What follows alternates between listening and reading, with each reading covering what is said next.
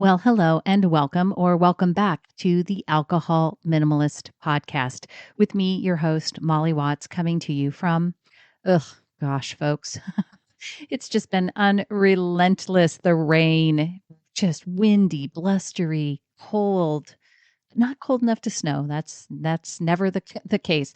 Although this week, when it clears up a little bit and we don't have as much rain, that's when it will get cold around here. So right now, we're just in this constant pattern of low 40s and lots of rain. Ah, welcome to the Pacific Northwest during late fall, early winter. Today on the show, I am so thrilled to bring this conversation to you and just want to say up front how much I appreciate the time, the consideration, the candor of our conversation. Uh, Dr. Anna Lembke. Dr. Lembke is the author of Dopamine Nation. She is also a professor at Stanford University. She is currently the professor and medical director of addiction medicine at Stanford University School of Medicine. She is the program director of Stanford Addiction Medicine Fellowship and chief of the Stanford Addiction Medicine Dual Diagnosis Clinic. She is a diplomat of the American Board of Psychiatry and Neurology and a diplomat of the American Board of Addiction Medicine. So to say that she is well versed is a complete understatement. And her book, Dopamine Nation, has really brought to the forefront in just for all of us, right? It's not just for people who are clinically addicted, but for everyone. The idea that we are immersed in a world that has so many consumables, and whether it's and behaviors and activities that are driving our desire for dopamine. And the book Dopamine Nation shares in it a an acronym, so that dopamine actually stands for D equals data. And when you are observing a habit that doesn't serve you, like you're drinking potentially, right? You want to be collecting data, and daily use of a substance is a pathway to addiction. So we want to make sure that we are understanding the data that we have in terms of what our use looks like. O stands for objectives for using. What does drinking do for you? What is it giving you? How is it helping you? We need to understand that we are getting something out of our dopamine seeking behavior. P, problems related to use. Are there any problems alcohol is causing for you? High dopamine drugs lead to problems if you use them regularly. This is in the book. And this is just one of those things. The more that you overuse a substance, the more problems you're going to get. And so when you are evaluating a habit like your relationship with alcohol, you want to ask yourself, are there problems related to the use? A stands for abstinence.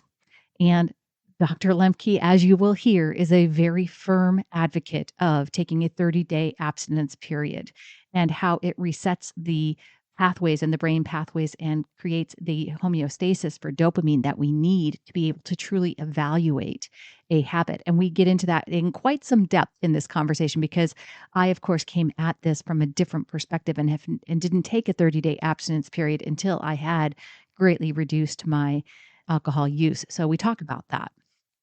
M in dopamine stands for mindfulness. When you first stop, you can get withdrawal feelings that may make you feel worse, and you just need to tolerate that pain. You need to be mindful of it and really understanding the connection between your cognition and your feelings and your actions is something that is so important. And really, only when our prefrontal cortex, our brain's ability to observe its own thinking, when we're able to step into that, is a way that we are going to be able to create sustainable change for ourselves. I in dopamine stands for insights.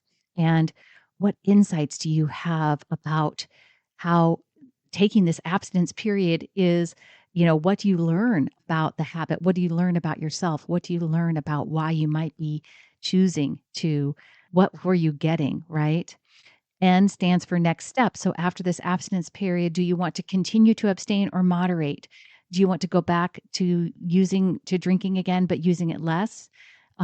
This is something she talks about, and how the fact that if you're not looking for an abstinence-based program, then there is the ability to moderate but you're going to have some binding. And she talks about that in the book as well. And E is experiment. What I loved about our conversation is she talks about the fact that, you're going to figure it out, right? And I really believe that. I believe all of us, we have the ability to use our beautiful, brilliant brains and figure out the relationship we want to have with alcohol.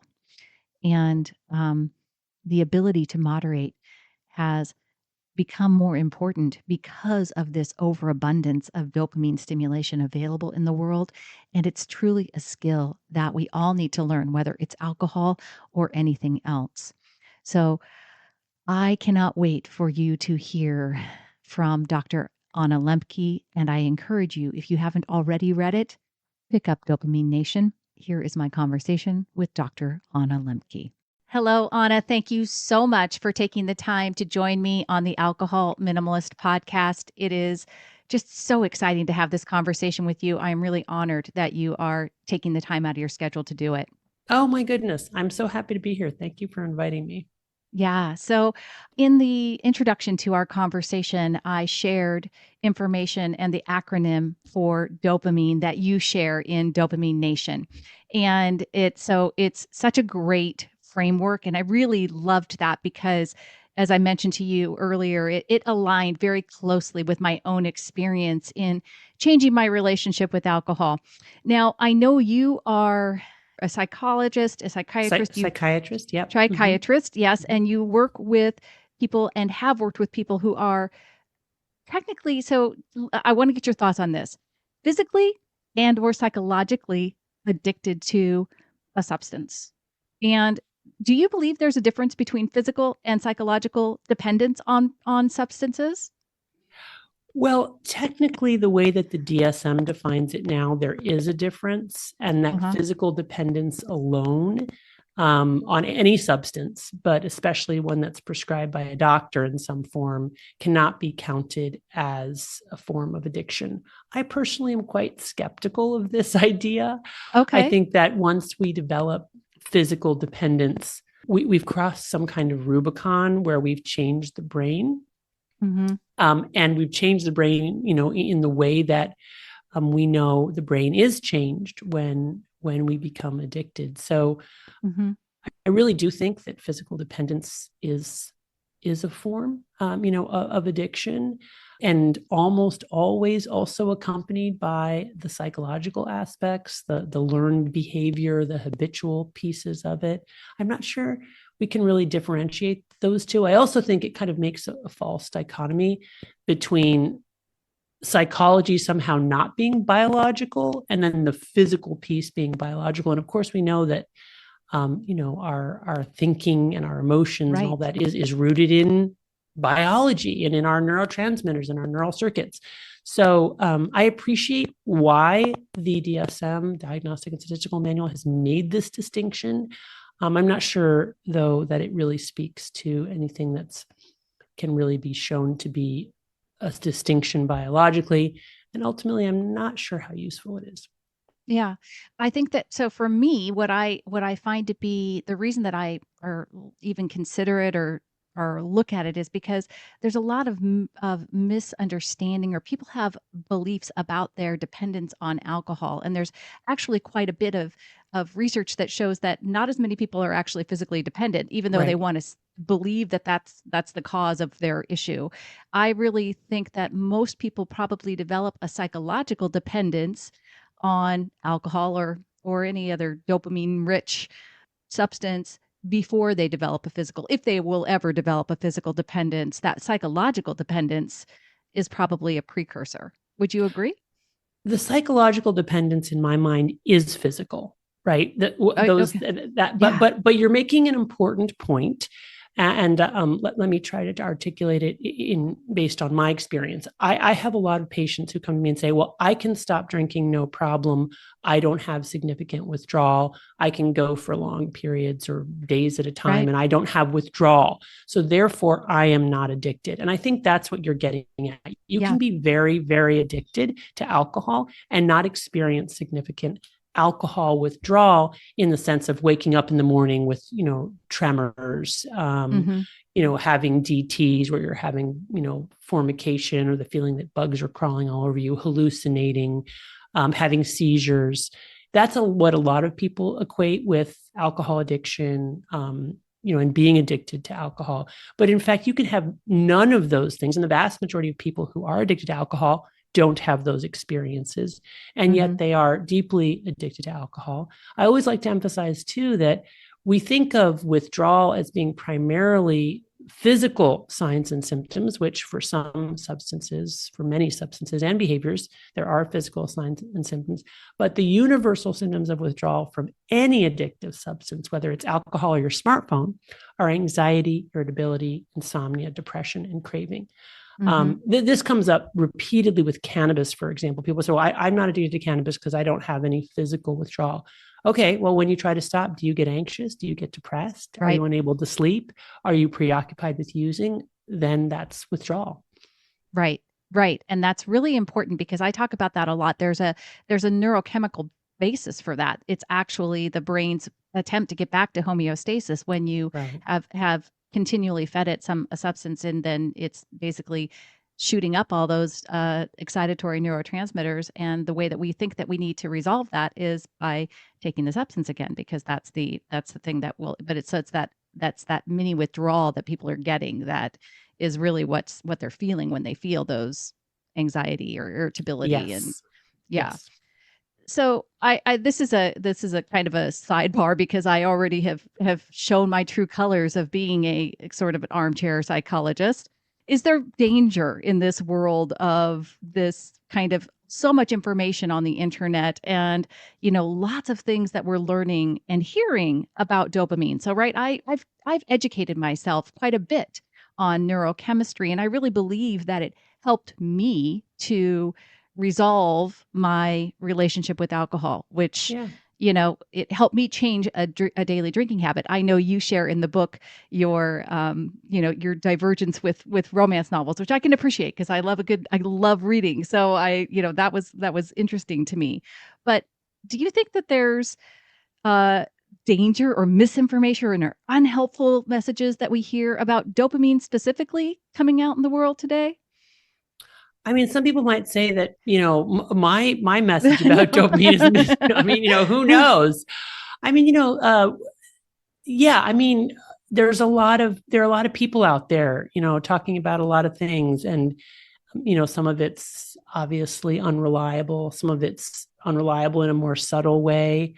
um, I like to think that what I've put forward is grounded in the science, but the science is also changing. Mm-hmm. 50 years from now, we may have a different conceptualization of the exact mechanism of dopamine and addiction, because we'll have more knowledge, hopefully, right? Right. And also importantly, sometimes we oversimplify in order to communicate a fundamental truism, which I think is important to clarify. As you know, in Dopamine Nation, I use this metaphor of the balance and the gremlins. Now, that's clearly an oversimplification of how the brain works, and I don't Right. pretend otherwise.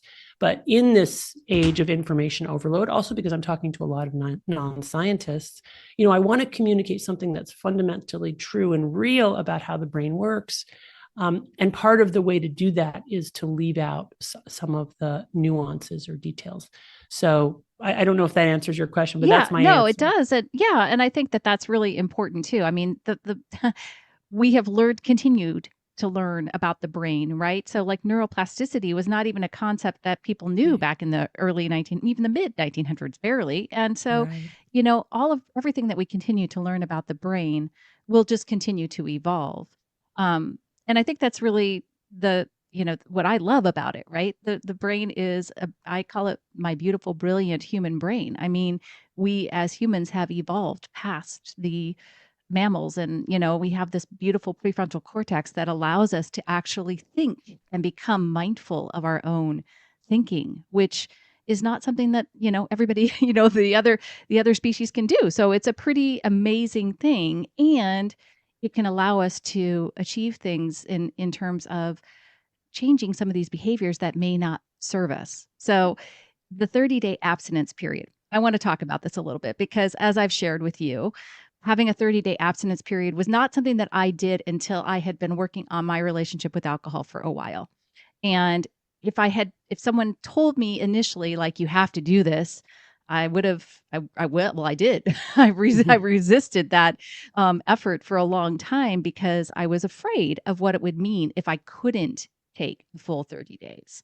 Now, I asked you kind of to bear out that it's science-based and it's also from your own experience in terms of your clinical experience with all of the people that you've worked with.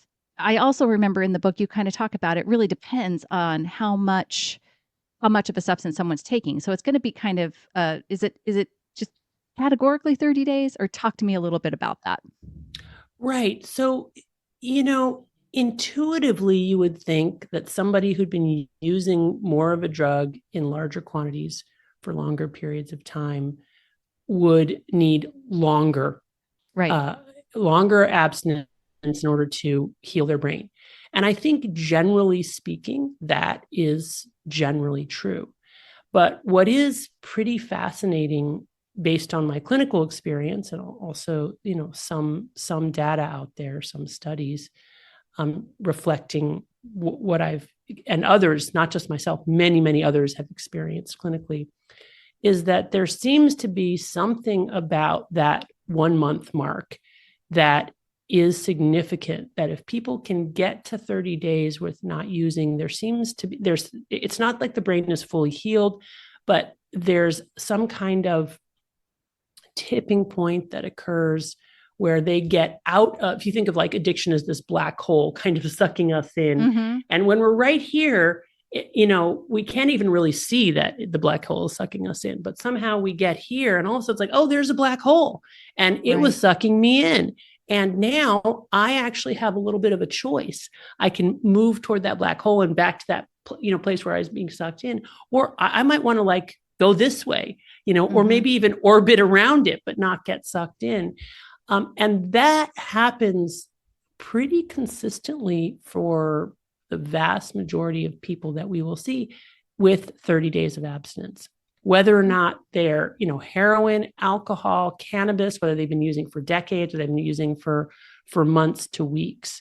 So that's all I can tell you from clinical experience. Yeah. There's something important about those 30 days. Now, as you know, I include in the book a study by Nora Volkoff and her colleagues, which looks at the brain at the 2-week mark and looks at dopamine transmission at the 2-week mark and sees that people who have been using substances chronically are still in that dopamine deficit state. They're still here by the black hole at 2 weeks. But somehow I can tell you clinically at 4 weeks, it's like dopamine transmission starts to upregulate, right? The brain gets the message, oh, wait a minute, I'm not getting all this dopamine from these external agents. I need to start making my own again, right? The prefrontal cortex, which is that large gray matter area right behind our foreheads, so important for future planning, appreciating delayed consequences, autobiographical narrative.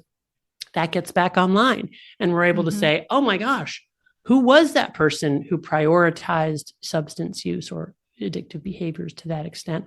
I don't want to be that person again. So 30 days it's not like, oh, good, you're good now, 30 days, but there is some kind of aha moment that happens for the majority of people, no matter what their, level of use was or level of addiction. Hey all, just a quick break in the show to talk with you for a minute about Sunnyside. It's fall and it's time for tailgaters and holiday parties on the horizon. There is never a better time than right now to put a mindful plan into place. And Sunnyside is my recommendation for how you can really use a tool that provides a way to track your drinks, measure your progress, and really uses proven behavior change techniques to create lasting habit change. The thing is, you can reduce your drinking by 30% in the first 30 days with Sunnyside. And you can save over $50 a month, cut out 2,500 calories out of your diet. And these are just based on average results. I know that people that I talk to and people that I work with are using Sunnyside and getting great results. If you'd like to find out if it will work for you, go to www.sunnyside.co/minimalist to get started on a free 15-day trial today.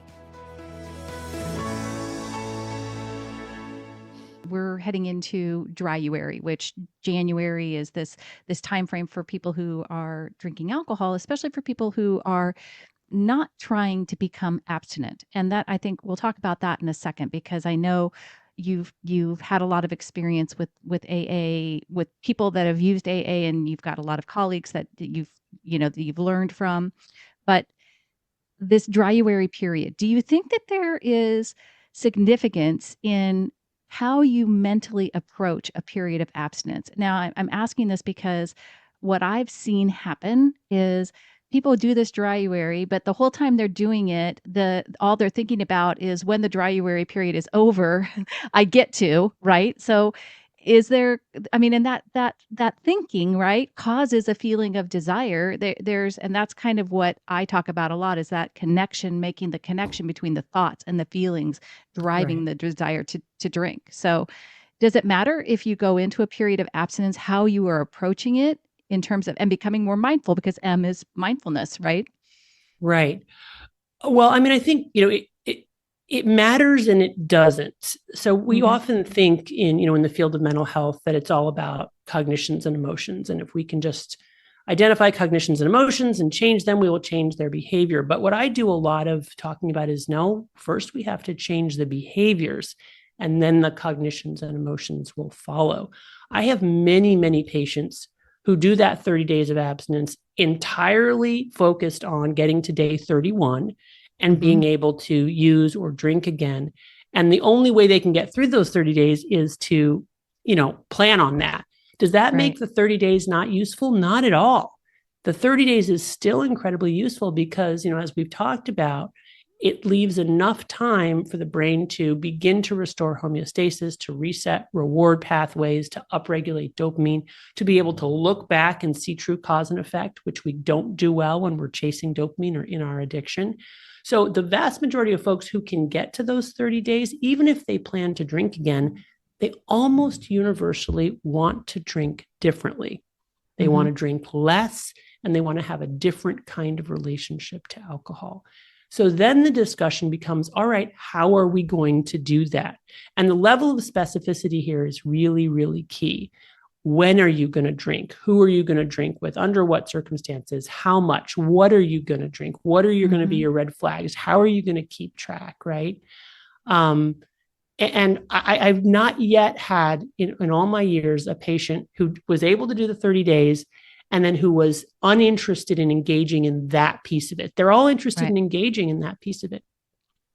Now, I think what you're getting at is sort of the big picture where, oh yeah, I'm going to drink differently now. I'm going to drink less. I'm only going to drink on special occasions. And immediately there's a special occasion every day. Right. And immediately, one drink is too many and two is too few, as they say in AA. They're plunged right back into it. But again, that's all data, right? That's that. Then there's this kind of like, well, is moderation working for you, right? It often isn't working. And then people come around to, oh, okay, you know what? I think abstinence is what I need to do. Moderation doesn't work for me. Or maybe I was able to moderate, but it was exhausting and it wasn't worth it. So I'm going to abstain. Or maybe it was, you know what? Moderation's working. It's with all of these barriers in place, it's working for me. So I do think that even if you go into the abstinence period thinking, I'm as soon as I get done with this, I'm going to drink. I still think it's an important exercise and an informative exercise for most people.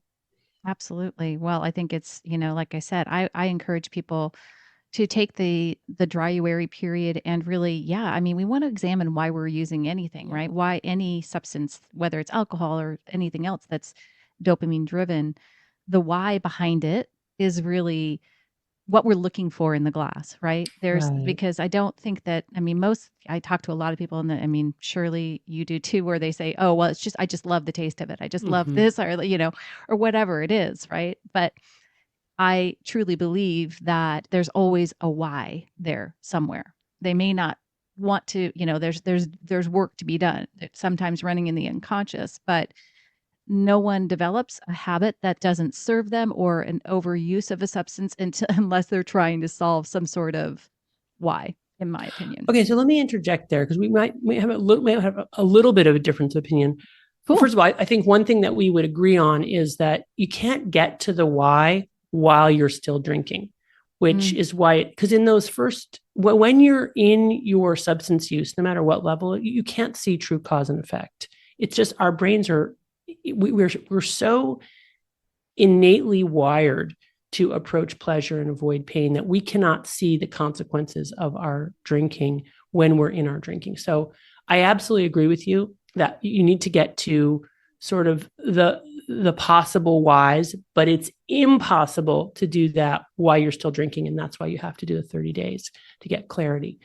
But I guess the piece which I always like to emphasize, which is sometimes you can have really the perfect life and there isn't some kind of underlying trauma or psychological problem, and you're just addicted to alcohol because alcohol is addictive, right? It mimics our own endogenous opioid system, our own endogenous GABAergic, which is a calming neurotransmitter. The more we use, the more we want, and all of a sudden you're an addicted brain just because you're addicted. And I think that that's an important message, because what I see a lot of is people trying to, first of all, get to the why while they're still drinking, which frankly can create this victim narrative that just perpetuates consumption. But also then kind of like looking for trauma where no trauma exists. And I think that's dangerous.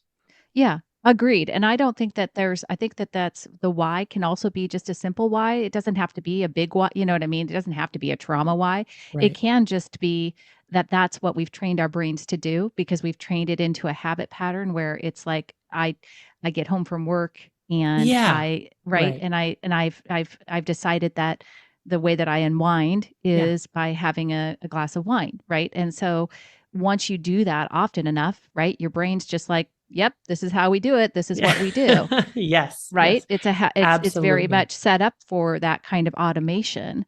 And so, Right.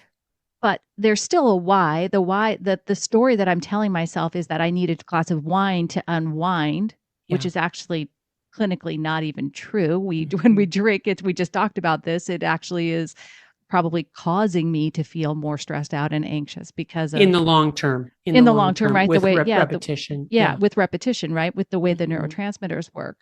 I don't know. I have to do some, like I said, because my own experience was so different. But I also was educating myself on a lot of neuroscience, educating myself on how the brain worked, educating myself on understanding the habit system, the reward system, so that I really understood Yeah. how I was driving the habit. Yeah. So for me, that in combination with making a plan ahead of time and then I mean, like I said, I eventually got to a point where I wanted to take a 30-day abstinence period, but I did that in a totally different way than I would have had I started.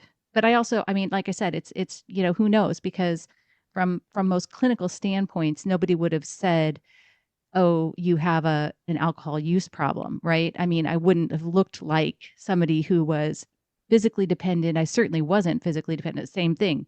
But psychologically, I had a habit that didn't serve me. So, which is again kind of a fine line to draw, right? Between was I psychologically dependent, addicted, or did I just have a really bad habit? Yeah. I mean, I hear what you're saying. You're saying that, through your own study of the neuroscience, you came to understand what was happening in your brain. And that then motivated you to try stopping for 30 days. And I guess you're implying that had you known that earlier, you might have tried it earlier. But until you had that knowledge, you weren't able to get to that place where it seemed like a worthy endeavor. Well, no, what I mean is that I was in the process of, I had greatly reduced the amount that I was drinking by the time that I actually took a 30-day abstinence period. Okay. I was already incorporating, I'd gone from a daily drinking habit of, 2-3 drinks per day, pretty much every day and more on the weekends for decades, to then, you know, basically more alcohol-free days than I did alcohol days. But Okay. that again, I mean, for me, that's what worked for me. I met myself where I was at. I made doable plans. I slowly incorporated, it there wasn't so there's this weird thing with alcohol, right? Because if somebody is truly physically dependent on alcohol, it would be dangerous to cut off all the way completely, right? You would do a medical titration. You would, is that So correct? there are degrees of physical dependency. Right. You can be physically dependent to a mild degree and stop abruptly and experience some degree of alcohol withdrawal and be fine. Right. But you're absolutely right. If you're at risk for life-threatening alcohol withdrawal, you would not want to stop abruptly. Right. You would want it medically monitored detox. Yeah. But like I said, that wasn't me at all. It was just the process that I went through. What I think I hear you saying is you probably could have gotten these results a lot quicker, Molly, had you done that 30-day abstinence period sooner. I just know I that don't for know. myself. Yeah. I don't know. Everybody has their own process. It sounds like you didn't go see a mental health professional. It sounds like Yep. you sort of read your way to this and changed your behavior. And I mean, I'm curious. So you reduced way down and then Yeah. you decided to do the 30-day of abstinence. Why did you decide to do that? And what difference did it make Yeah. for you? Yeah. No, it was dryuary. That's why I did it. Ah, So I had been working on my relationship with alcohol. I had worked on the whole, like I said, basically really incorporating alcohol-free days, having a plan ahead of time, really understanding I stick to low risk limits. I really educate people on those 1 drinks per day. I understood the science behind alcohol. I understood the chemical neurotransmitter imbalance, that dopamine deficit, really understanding what was going on in my brain, educating it, and really challenging the stories that I had around alcohol, like why I believed for so long that I, quote unquote, like literally the thought that came in was, I need a drink, right? uh-huh. Uh-huh. That wasn't Yeah. true. I Right. knew intellectually I didn't need one, I wanted Mhm. one, Right. right? But challenging that story, understanding the true science behind it really Mhm. wasn't even serving me for what I thought I was Mhm. accomplishing. Right. Right. Anyway, bottom line is, eventually I had an experience where I then overdrank after having a lot of alcohol-free, time, or Right. not, I mean, just a very lowered tolerance probably, right? And after that experience, I was very aware of that rebound anxiety, and I really, for the Wow. first time, like, made that Mhm. mental connection of, Right. "Oh, this is what this feels like. This is Right. exactly what's happening. Mhm. This is not okay. I do not want this again." And Yeah. so I took a mini break right then and there, like right Mhm. after that, for 12 days. That was in the middle of November. And then I was doing research. I started to realize, like, more and more the benefits of the alcohol-free parts of my life. And Right. so it just came in timing wise. Dryuary was coming in January. So it, you know what I mean? It felt like it was a doable time frame. And then I had already shown to myself, oh, okay, you can have multiple alcohol-free days, and it can be beneficial, and you probably want to do this and see how it feels. So now I incorporate one alcohol-free. I always do Dryuary. It's always an alcohol-free month per year, multiple alcohol-free days per week, an alcohol-free weekend every month, because I want to always challenge my thinking Right. around alcohol. Mhm. And Mhm. so, yeah, and I help other people do the same, hopefully. Yeah, yeah, that's great. So, I mean, this is what, I've seen clinically repeatedly over the years, which has made me, which is what inspired me to write Yeah. Dopamine Nation in part. Folks coming in depressed, anxious, unable to sleep, also happening to be drinking heavily, but not necessarily meeting criteria for an alcohol addiction. And then my learning over time, well, if you take a break from alcohol, all of these other psychiatric problems might just go away entirely on their own. And Right. people being very skeptical of that because, of course, in the moment, that drink does make us feel better. It does relieve anxiety and depression and Right. boredom and makes us sleepy. But in an iterative fashion over time, it doesn't serve us well. And so it is that taking the break that then allows people to have that moment of insight where they see true cause and effect, right? Where they realize, oh, this substance that I thought was helping me, rewarding me, taking care of me is actually the source of my not feeling well in the world. Mm-hmm. And that is a really important discovery, because then I'm not sitting here trying to persuade this person that too much alcohol is not good for them. They've experienced it. Now, you did it sort of differently, where you kind of slowly decreased and then binged and then felt terrible. And you're like, oh, I get it now. I see the connection. Usually what we do with the 30-day fast is people feel better and better and better. And then they see the connection between not drinking and feeling better, which you did too. But kind of slightly your own version of that. So let's say you have somebody who says, okay, yeah, I'll do this. I'll do the 30-day abstinent period. And then it doesn't, then they screw up. Yeah. Talk to me about what that looks like from your perspective. I mean, when I don't want to say screw up, but when they aren't able to, when they aren't able to stick to that plan. Yeah. So we talk about that up front. We say, this is the plan. They agree on it. We talk about self-binding strategies they can put in place to try to optimize their chances of success. Sometimes we prescribe non-addictive medications to help them optimize their success. We put all the pieces in place. And then I always say, before they walk out the door, I say, hey, you know what? And if you're not able to do this, no shame, no blame, come back. We'll talk about it. We'll find out what happened. Sometimes what it means is, wow, you don't have the volitional control over your alcohol use that you thought you did. We set this goal, you were on board, you weren't able to achieve it. Sometimes it's like, well, it just didn't work out this month. Okay, let's do a reset. Let's try again. Let's try this next month and see how you do. Maybe we need a few other things in place there that we didn't have to help support you through this process. So it's very much not a blaming, and also not this must mean X, Y, or Z. It's like, hey, these are experiments that, you're doing on yourself so that you can figure out what is your best life, right? How can you achieve a life of balance and thriving and feeling good about yourself and, good about your body and good about your relationships and all the things that we need and want. So these are just experiments, and we tinker with the variables, as we go along. If repeatedly we have a patient who sort of sets the goal and is unable to achieve it, then we say, hey, you know what?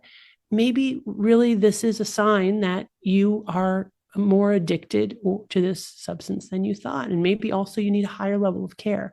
I mean, it's unfair. It could be that it's unfair to you to expect that you can stop using on your own just by continuing to work and be in your usual environment. Maybe you really do need to go and get what we call a higher level of care. Maybe you do need to go to rehab. Maybe you do need to go to like an intensive day program. Maybe you do need to go to Alcoholics Anonymous, right? So kind of, sort of wondering aloud with patients about sort of what will work for them in a non-judgmental way.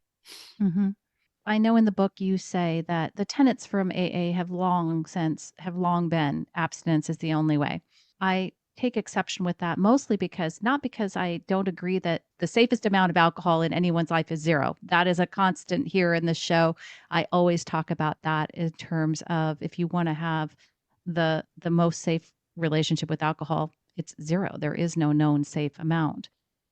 What I find to be counterproductive with the culture that AA has kind of set up, is that, again, it seems as though if you can't do it, you're a failure. And if you know what I mean? And it sets people up for this kind of black and white, right and wrong moral impression of someone that is over drinking.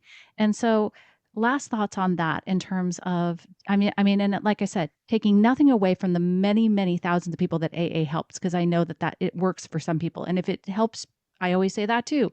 If it helps you, wonderful. But do you think there's danger in just not reaching people that could benefit from doing some work on some habits that don't serve them if they think that there's only one way out, right? If it's abstinence or nothing. I think really what's required here is just clarity on goals. Yeah. And what I say to patients is AA is an abstinence-oriented organization.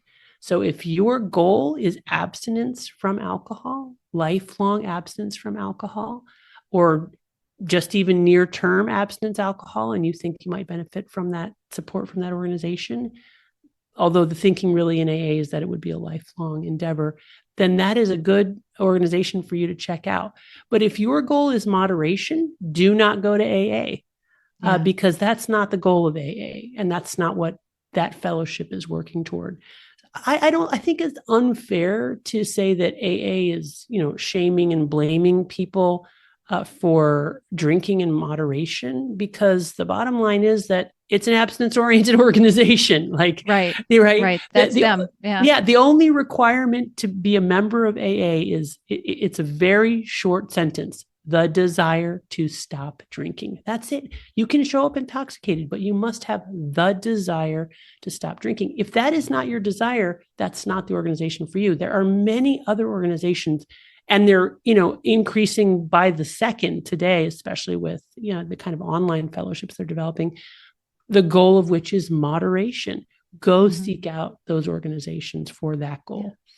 Become an alcohol minimalist if you're around here. That's my motto is alcohol minimalist. Yeah. We want to stick to low risk limits. We want it to be a minimal part of our lives, right? And I think that goes for anything that you might be over consuming, right? This Dopamine Nation.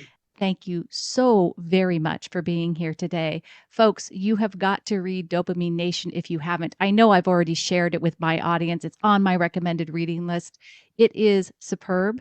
And you will get so much out of it, whether it's your relationship with alcohol or romance novels or anything else that you might be over consuming. Learn, because I really believe that when we understand better how our brains are working, it really helps. It helped me, and I believe it helps anybody, and everybody's capable of learning about their brain. Thank you very much, Dr. Lembke. I appreciate you taking the time. Oh, Molly, it was my pleasure. I hope I wasn't too aggressive on pushing back on some things. Absolutely not. I love that. I want to have conversations about this. I think that's the most important part. Great. Me too. Thanks for having me. Thank you for listening to the Alcohol Minimalist podcast. This podcast is dedicated to helping you change your drinking habits and to create a peaceful relationship with alcohol. Use something you learned in today's episode and apply it to your life this week. Transformation is possible. You have the power to change your relationship with alcohol now. For more information, please visit me at www.mollywatts.com.